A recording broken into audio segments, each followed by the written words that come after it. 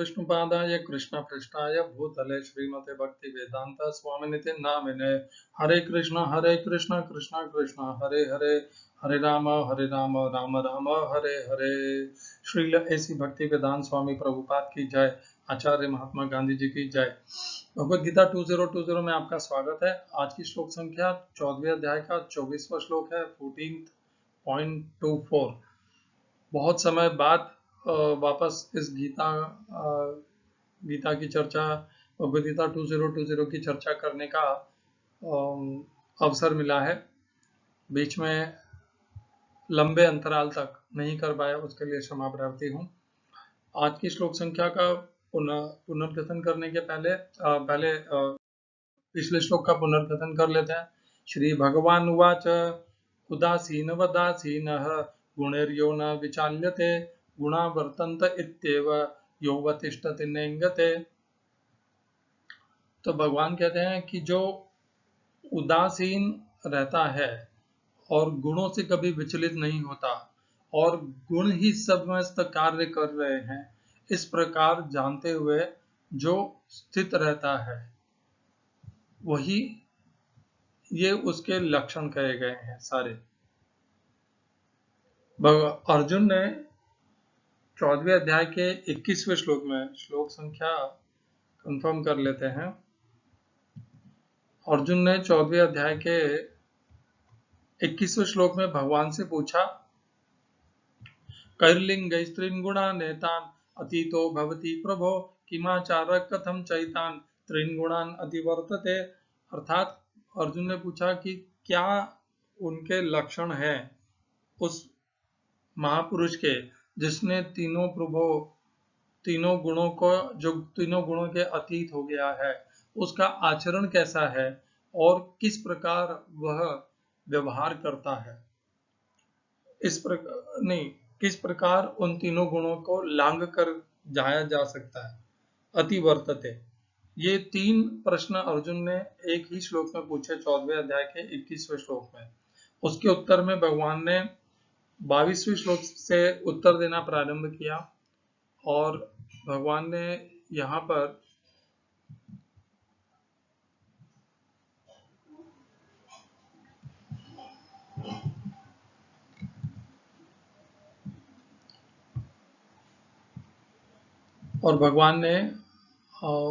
उसके उत्तर में,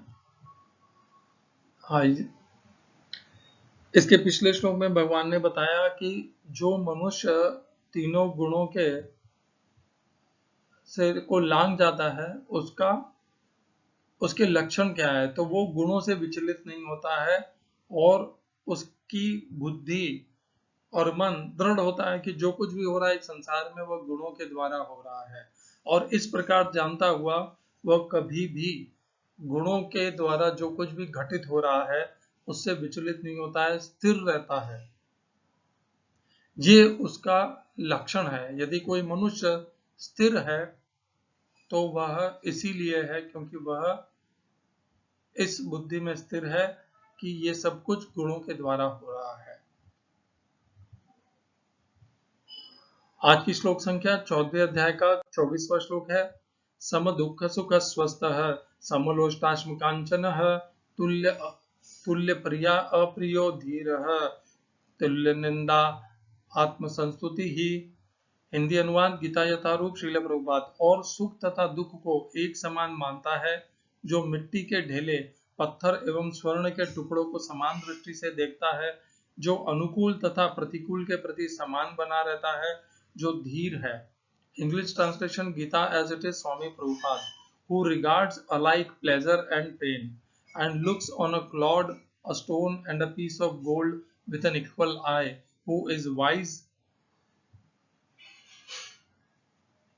प्रभुपाद ने 3-4 श्लोकों को एक ही साथ उनका अनुवाद भी किया है, तात्पर्य भी दिया है, इसलिए थोड़ा सा इंग्लिश का ट्रांसलेशन सही नहीं भी बैठ सकता है। इस श्लोक में प्रयोग किए गए संस्कृत शब्दों के अर्थ हैं सम, समान, दुख, सुख। दुख में दुख अर्थात दुख, सुख अर्थात तथा सुख में स्वस्थ, स्वस्थ अपने में स्थित, स्वस्तः, यहाँ पर ये वो स्वस्थ है।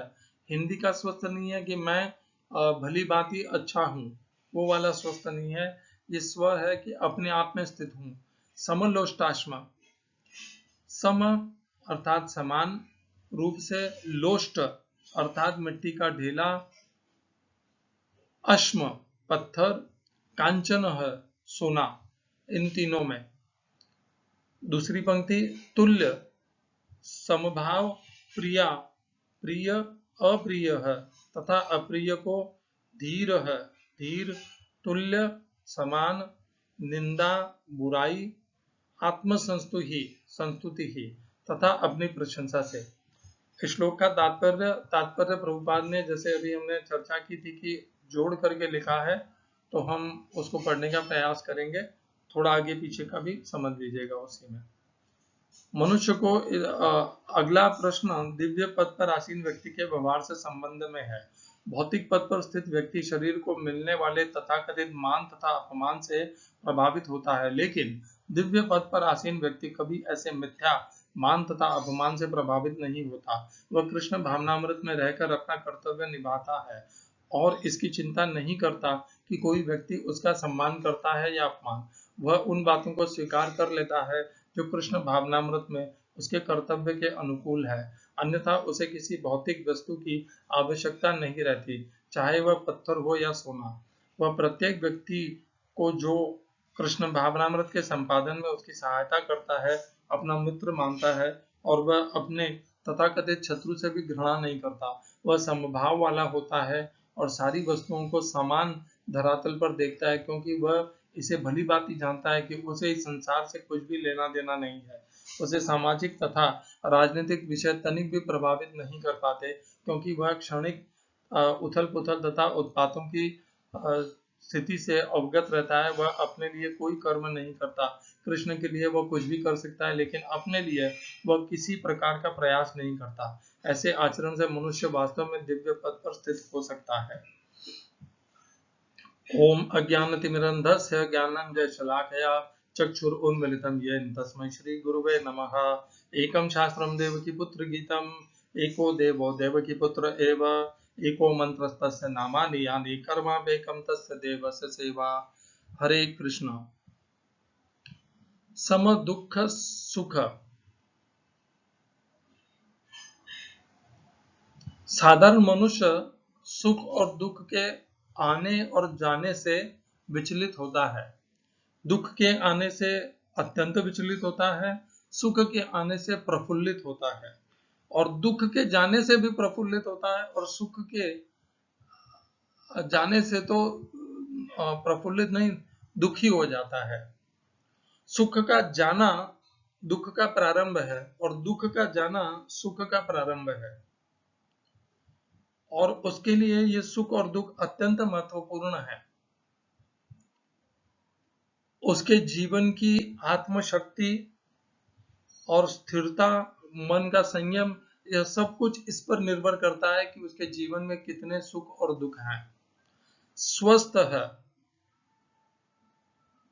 अर्थात अपने आप में स्थित रहना। जो सांसारिक मनुष्य होते हैं वे अपने आप में स्थित नहीं होते, वे बाहर के संसार में और पदार्थों में स्थित होते हैं। किंतु जो गुणातीत मनुष्य होता है वह अपने आप में स्थित होता है।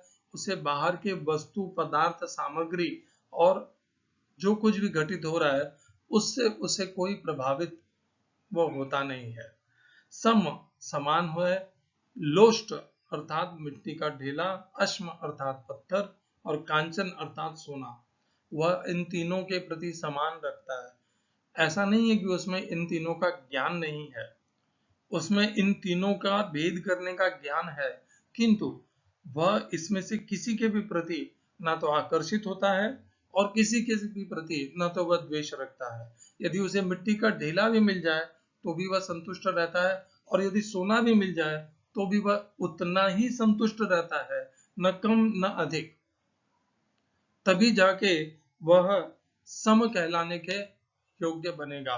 सम की परिभाषा यही है कि मिट्टी मिले, पत्थर मिले, सोना मिले, सम रहना है। मिट्टी जाए, सोना जाए या पत्थर जाए तो भी सम रहना है।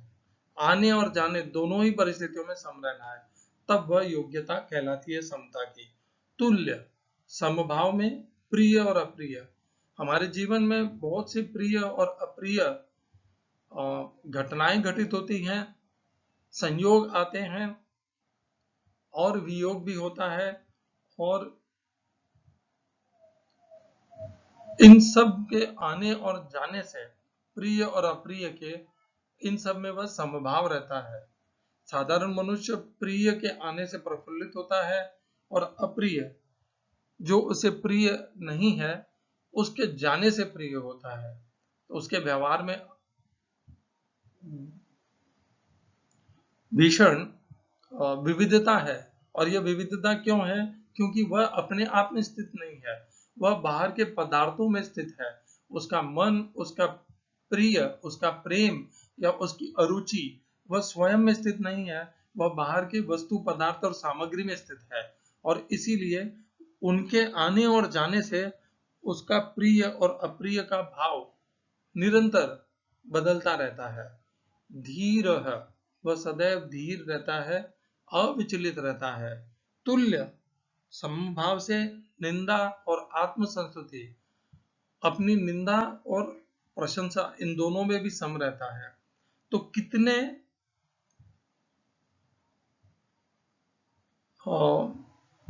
प्रतिकूल अनुकूल परिस्थितियों में भगवान ने इस एक ही श्लोक में विविधता में समभाव रहने के, जिसे कहते हैं द्वैतता में, द्विधता में समभाव रहने के लिए कहा। देखिए, सुख और दुख में, सुख और दुख तो हम तत्क्षण अनुभव करते हैं, उसे अनुभव करते हैं, आ गया है, वो आना बाकी नहीं है, वह आ गया है, उसे सुख दुख कहा जाता है। स्वस्थ है, ये दूसरा नहीं, ये द्वंद्व नहीं है, इसलिए इसको छोड़ देते हैं। फिर तीसरा द्वंद्व है, दूसरा द्वंद्व है मिट्टी, पत्थर और कांचन में समभाव होना। ये भी एक प्रकार का द्वंद्व है। हम वैसे यह द्वंद्व पदार्थ और सामग्री का है, स्वभाव का नहीं है। मिट्टी के ढेले में और सोने में गुणात्मक और मूल्यात्मक मूल्य का अंतर है, किंतु फिर भी जो उनसे आकर्षित नहीं होता वह इसके द्वंद्वों से अविचलित है। तीसरा, प्रिय और अप्रिय। प्रिय और अप्रिय क्या होते हैं? जो अभी मिलने वाले हैं या मिल चुके हैं, दोनों ही परिस्थितियों को हम प्रिय और अप्रिय कह सकते हैं। वो तो मेरे लिए अप्रिय परिस्थिति है, तो अभी मिली नहीं है, किंतु मिल सकती है, और वह भविष्य में जो आने वाली है वह भी अप्रिय हो सकती है। धीर है, जैसे पहली वाली पंक्ति में स्वस्थ है, यहाँ पर धीर शब्द का प्रयोग किया है, तो यह उसके आचरण का भाग है। यह वह सदैव धीर रहता है। तुल्य अर्थात समभाव रहता है उसका निंदा में, कोई उसकी निंदा करे या प्रशंसा। तो ये हो गया चौथा द्वंद्व। तीन सीधे सीधे द्वंद्व है, सुख दुख, प्रिय अप्रिय और निंदा आत्मसंस्तुति ही। और एक इनडायरेक्ट द्वंद्व है जिसमें तीन वस्तु, पदार्थ, सामग्री, देखिए बाकी के जो हैं ये स्वभाव के हैं, और समलोष्टाश्म कांचन है वह पदार्थ सामग्री के भेद हैं। वे भी द्वंद्व हैं, परंतु वे पदार्थ और सामग्री के भेद हैं, द्वंद्व हैं। और ये सुख दुख, प्रिय अप्रिय और निंदात्मक संस्तुति, ये अपने आप में भाव हैं। ये सामग्री और वस्तु नहीं है, पर किंतु ये भाव है जिन्हें हमें निंदा और संस्तुति दूसरे देते हैं। प्रिय अप्रिय या तो वस्तु और पदार्थ पर आचरित हो सकते हैं।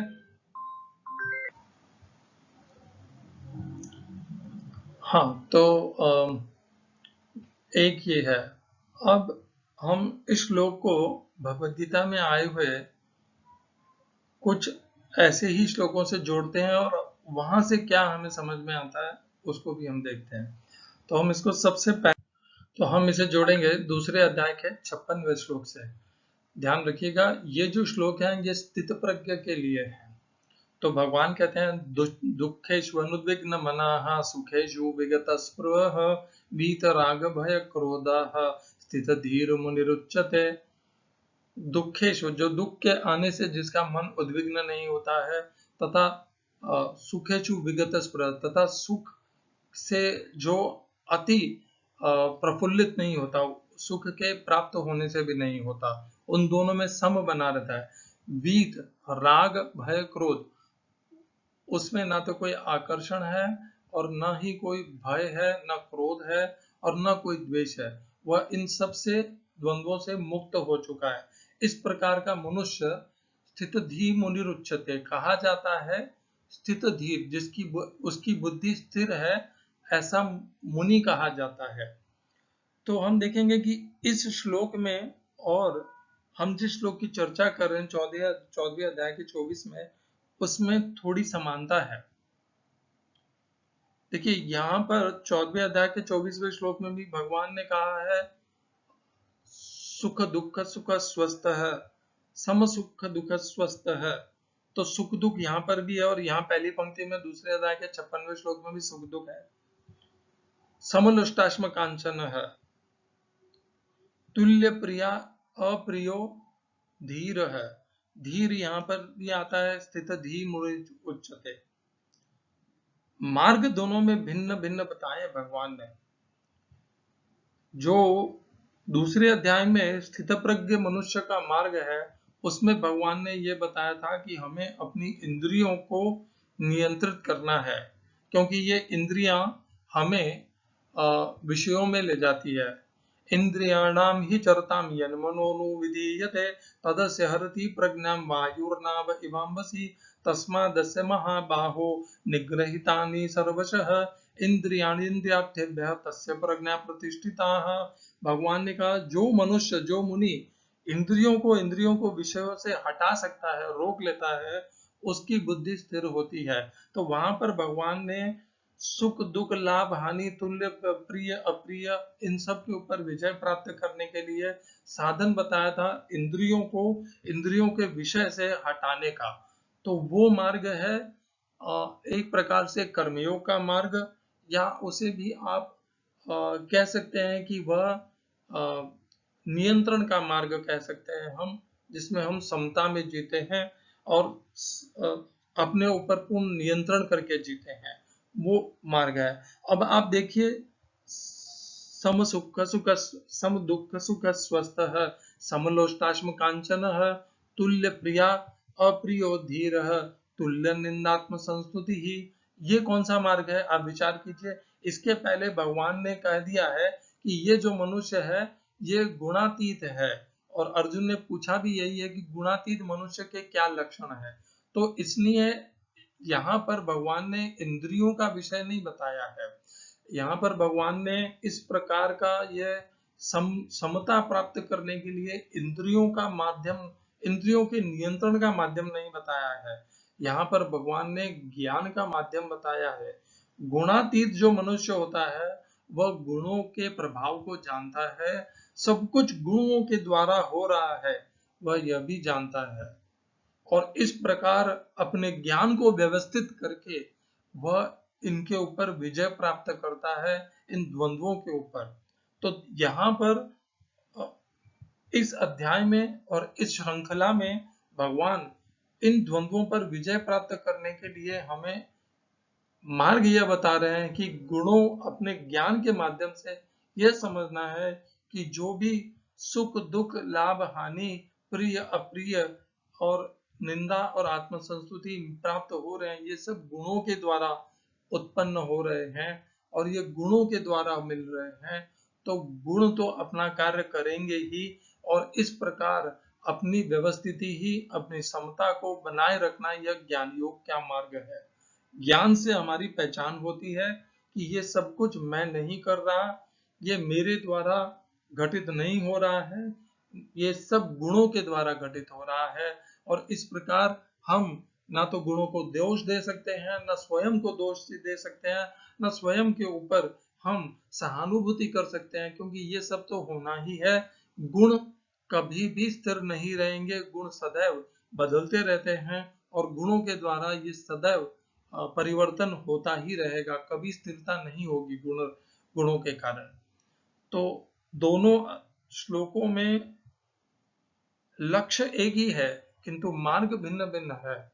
दूसरे अध्याय में इंद्रियों को इंद्रियों के विषय से हटा करके अपनी बुद्धि को समता में स्थिर करना है, और इस अध्याय 14वें अध्याय में ज्ञान योग के माध्यम से यह जान करके कि जो कुछ भी हो रहा है वह गुणों के द्वारा हो रहा है, इस प्रकार जान करके अपने आप को समता में स्थिर करना है। अब हम इसे एक और श्लोक से जोड़ेंगे जो 12वें अध्याय में आता है। वहां पर भगवान क्या कहते हैं? अद्वेष्टा सर्वभूतानां मैत्र करुण एव च निर्ममो निरहंकारः समदुःख सुख क्षमी। तो यहाँ पर भी भगवान ने कहा है कि ये जो मेरा प्रिय भक्त है वह कैसे व्यवहार करता है। अद्वेष्टा सर्वभूतानां, वह किसी भी व्यक्ति के प्रति द्वेष नहीं रखता है, सबका मित्र होता है, सबके प्रति करुणा का भाव रहता है। निर्मम, उसमें अपना अहंकार, अहंता, ममता, मेरे द्वारा किया गया, इस प्रकार का कोई भाव नहीं होता। सम दुख सुख, दुख और सुख में सम रहता है और क्षमावान रहता है। कोई इसकी निंदा करे तो भी क्षमा करता है, कोई उसके अप्रिय व्यवहार करता है तो भी क्षमा कर देता है। यदि कोई और उनके प्रति करुणा का भाव भी रखता है, मित्रता का भाव रखता है, कोई उनसे द्वेष नहीं करता। अद्वेष्टा सर्वभूतानां। तो यहाँ पर जो भगवान ने मार्ग बताया, ये न तो दूसरे अध्याय का इंद्रियों को इंद्रियों से हटाने वाला मार्ग है, न 14वें अध्याय का मार्ग है जहाँ पर भगवान ने ज्ञान का मार्ग बताया कि ये पहचान लीजिए कि गुणों के द्वारा सब कुछ हो रहा है, तो आप समता में स्थित हो पाएंगे। वह भी मार्ग नहीं है। यहाँ पर तो भगवान ने उसका स्वयं का व्यवहार बता दिया कि वह व्यवहार के द्वारा इस प्रकार व्यवहार करता है, और उसके पीछे भगवान ने वह बताया है उसकी भगवान में दृढ़ भक्ति। उस भक्त की भगवान में इतनी दृढ़ भक्ति होती है कि वह भगवान के द्वारा बनाए गए इस जगत में किसी से ना तो द्वेष करता है, सबके प्रति समभाव रखता है, सबके प्रति मैत्रता, करुणा रखता है। वह अपना कुछ समझता ही नहीं है, भक्त है, भक्त का स्वभाव है, वह सब कुछ और सबका स्वामी भगवान को मानता है। वह तो केवल अपने आप को दास रूप में मानता है। समस्त कारणों के और कार्यों में निमित्त भगवान, कारणों में और कार्यों में सब कुछ भगवान के द्वारा कराए जाते हैं, यह उसकी भावना दृढ़ होती है, और स्वयं को वो एकमात्र निमित्त समझता है, और सुख दुख के प्रति सदैव सम रहता है कि ये भगवान के द्वारा भेजे गए हैं। तो भक्ति भी उसमें यह गुण और आचरण संपादित कर देती है, जिससे वह समता में स्थिर हो जाता है। तो भगवान ने, हमने 3 भिन्न भिन्न मार्ग देखे।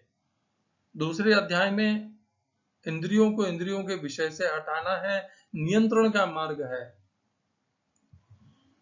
12वें अध्याय में भक्ति का मार्ग है कि सब कुछ भगवान के द्वारा हो रहा है, और जो कुछ भी भगवान के द्वारा हो रहा है मैं उसमें संतुष्ट हूँ सदैव, और मुझे वह सब कुछ स्वीकार है। भगवान की जय हो, जो भगवान करे वह मुझे स्वीकार है, और मैं सदैव पूर्ण प्रसन्नता से उसे स्वीकार कर लूंगा। तो यह भक्ति का मार्ग है। और 14वें अध्याय में भगवान ने अब बताया हमें ज्ञान का मार्ग, ये बोध कि जो कुछ भी हो रहा है वह गुणों के द्वारा हो रहा है, और इस प्रकार के बोध और ज्ञान से हम सदैव समता में स्थित रहे।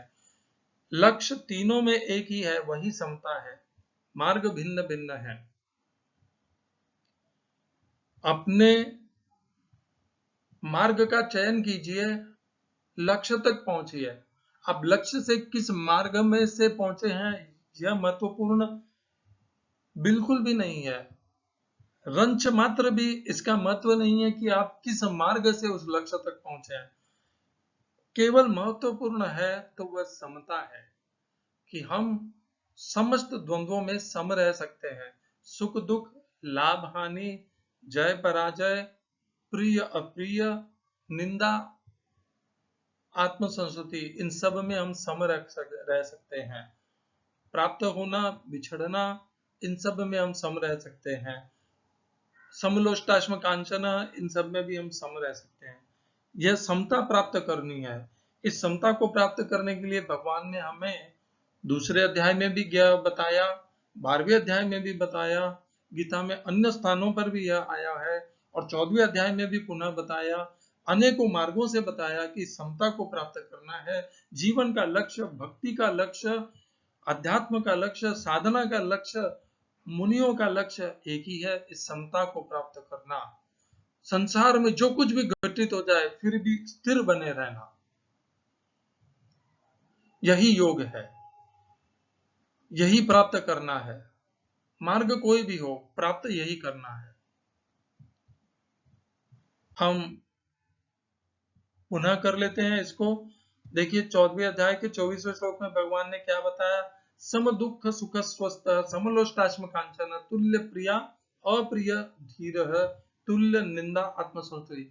जितने भी द्वंद्व, जितनी भी प्रतिकूलता अनुकूलता आए, जितनी भी प्रिय अप्रिय घटना घटित हो, सुख दुख प्राप्त हो, हानि लाभ प्राप्त हो, मान अपमान लाभ हो, निंदा या आत्मसंस्तुति लाभ हो, इन समस्त द्वंद्वों में सदैव सम रहना है।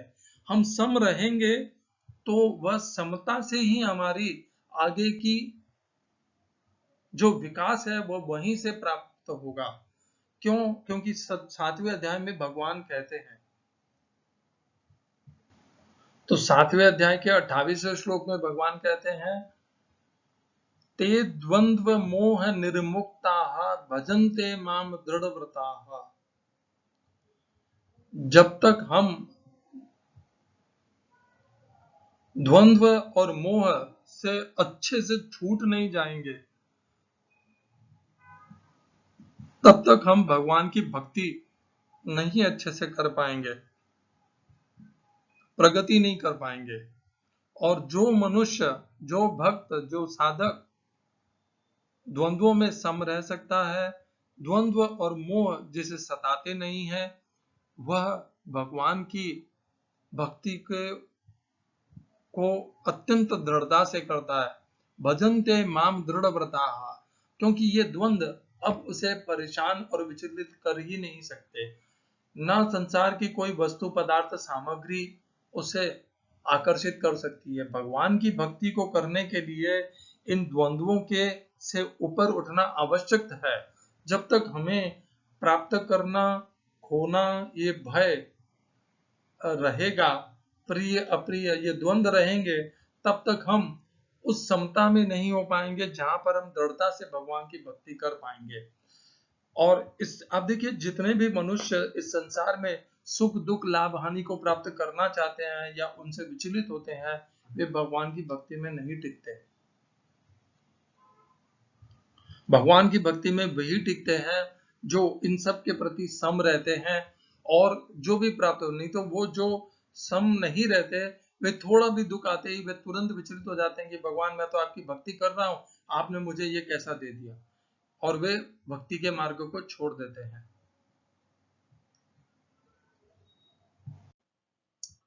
तो इस प्रकार हमें इन समस्त द्वंद्वों में सम रहना है, मार्ग कोई भी अपना करके इस समता को प्राप्त करना है।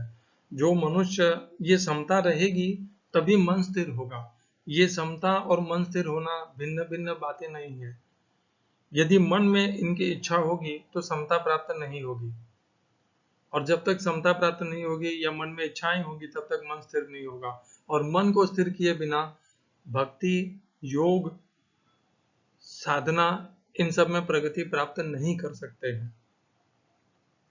हरे कृष्णा। श्रील एसी भक्ति वेदांत स्वामी प्रभुपाद की जय। आचार्य महात्मा गांधी जी की जय।